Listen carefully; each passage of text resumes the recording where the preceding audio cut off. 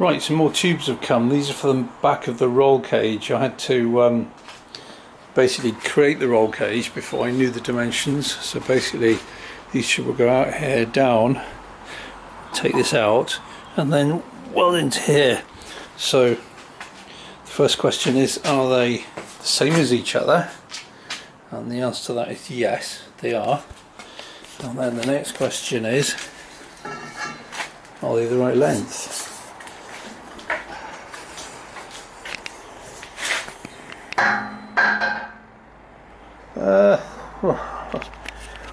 Close. As always, seems to me it needs a bit of fettling.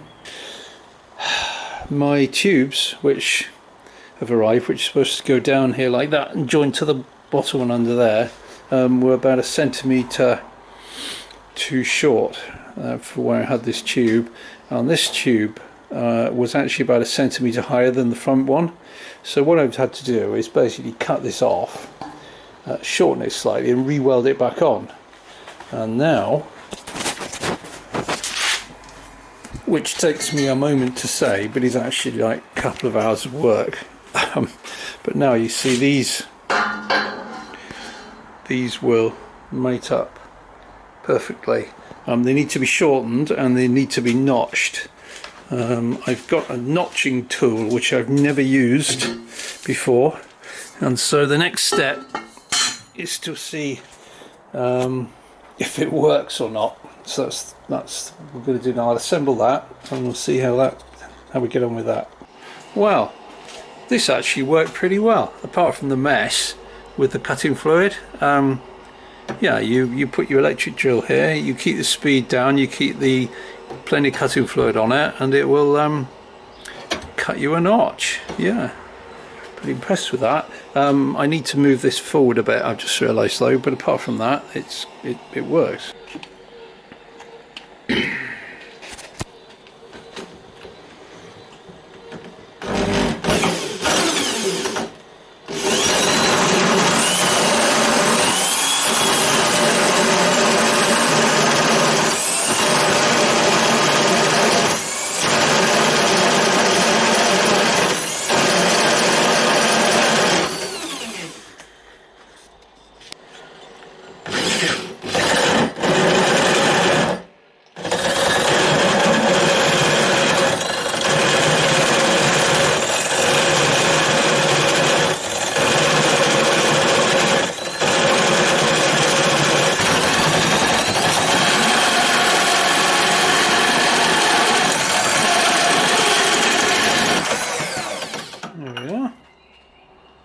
One notch tube.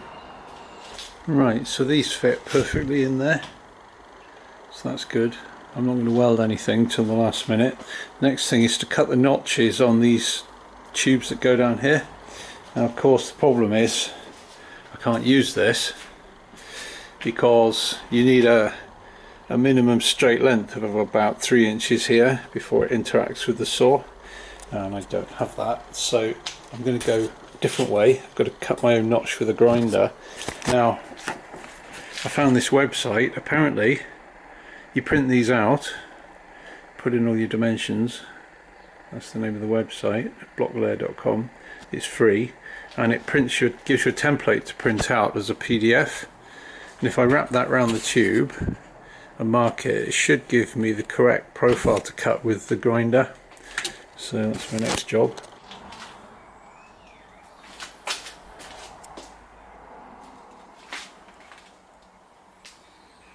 Well, this was actually a nightmare to get these two cut by hand. Got these two welded in, but to get these right so they match, nightmare. It's taken me hours and hours. Anyway, they're just tacked welded here and here, partly because my welders had it. They're perfectly vertical. Well, trust me, they are. So I just sort my welder out and then come back and weld all around the top, and then I'll do the undersides when the frame is upside down, which it will be at some point in the future. I'm sure.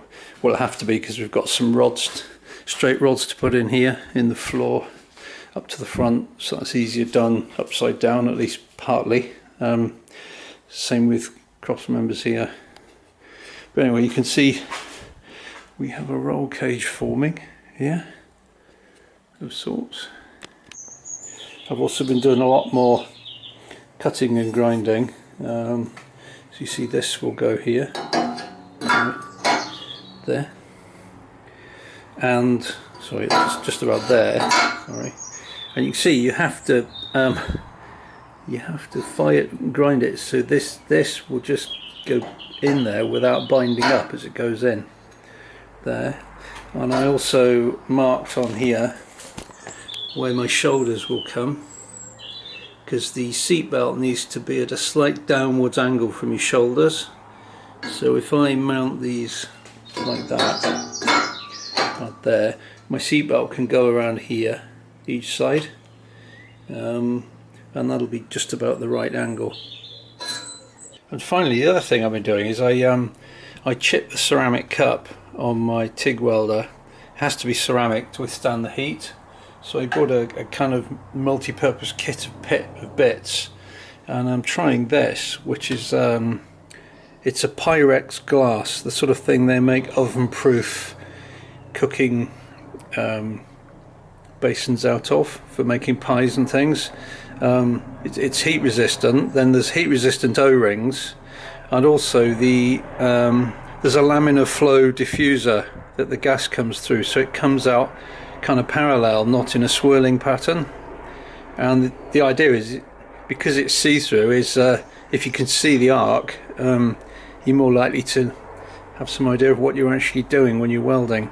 It's also shorter than the previous cup I was using, which gives you a bit more control, allegedly, so I'll see how I get on with that. Right, well, today I've been making some notched tubes, and it doesn't look like I've done much, but actually there's hours and hours of work since the last video. Basically I've welded the top halves of all the welds. I've cut these to fit and welded the top halves in. Eventually I'll roll the whole frame over and weld all the undersides, and these go like this.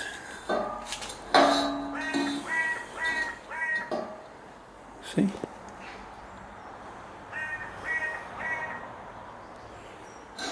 And I've had my cardboard circles in here. The aluminium bodywork will just come over them. It'll be literally skimming them.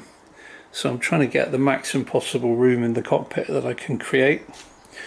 And so like over there, and then from there there'll be a short link across to here, and then I might run them from here down to maybe somewhere like there. So I've got a length of CDS tube there that I can make these straight pieces from. So the next job is to tack these in. Now, because the way I got these angles was by putting clamping a piece of wood across here, and then using my trusty angle detector thing to measure the vertical and then the slope, and then with a bit of maths you can work out the angle, and then the angle can be set, sorry this is filthy dirty, the angle can be set on this contraption, so it cuts it, you know, within a degree or so. It sounds simple, but there's a knack to it, and it's taken a long time just to create these and get them as close a fit as I have. But you know, you get better with practice. Okay, what I'm doing here is attempting to straighten out one of these trailing arm things which is slightly bent.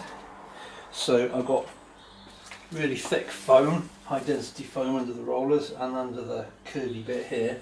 I've also got to make sure it doesn't twist, which is why I've got a screwdriver jammed in here. So I hold it like that, and then we carefully jack. I have no idea whether it's going to work or not. I've got these right out on the limits, and I've worked out that it's pretty much straight to here and it's pretty much straight to there, so I know where the middle of the curve is. It's obviously hit something at some point. So can I get it straight in a kind of controlled way? It's just starting to go now. Now these nice and slowly, so we don't go too far the other way. It will spring back slightly, so I need to get it straight and then go just a touch more further. It's pretty straight.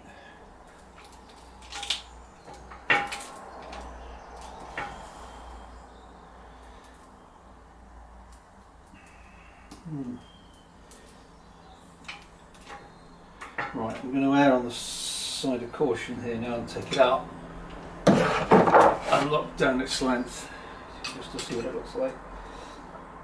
Take it nice and slowly. Nice, it's sprang back a bit there. So, what does it look like?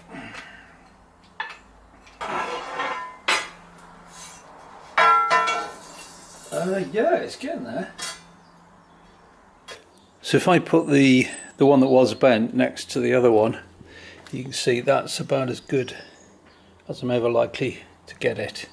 There's a danger I can keep putting it in the bender and just sort of trying to take out every little tiny kink, but I probably won't get much better than that, to be honest.